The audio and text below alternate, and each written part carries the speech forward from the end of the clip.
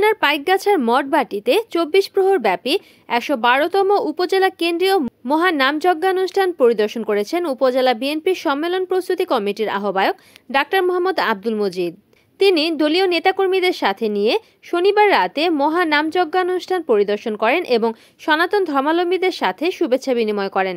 এ সময় উপস্থিত ছিলেন অবসরপ্রাপ্ত উপজেলা স্বাস্থ্য ও পরিবার পরিকল্পনা কর্মকর্তা ডাক্তার প্রভাত কুমার দাস, নামযজ্ঞ উদযাপন কমিটির সভাপতি অবসর অধ্যক্ষ হরেকৃষ্ণ দাস, সাধারণ সম্পাদক সন্তোষ কুমার সরকার, কোষাধ্যক্ষ জগন্নাথ দেবনাথ, কল্লোল মল্লিক, অসীম রায় চৌধুরী, মিলন রায় চৌধুরী। দলীয় নেতৃবৃন্দের মধ্যে উপস্থিত ছিলেন উপজেলা বিএনপির যুগ্ম আহ্বায়ক আবুল হোসেন, সদস্য তুষারকান্তি মণ্ডল, পৌর বিএনপির সদস্য মোস্তফা মোড়ল, গদাইপুর ইউনিয়ন বিএনপির সভাপতি প্রভাষক আবু সালেহ মোহাম্মদ ইকবাল, সাধারণ সম্পাদক মাস্টার বাবর আলী সহ আরও অনেকে।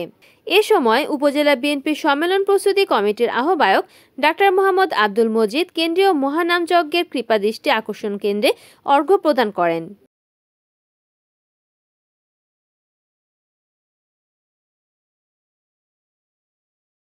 রিপোর্ট করেছেন খুলনা প্রতিনিধি তৃপ্তিরঞ্জন সেন, এনএন টিভি।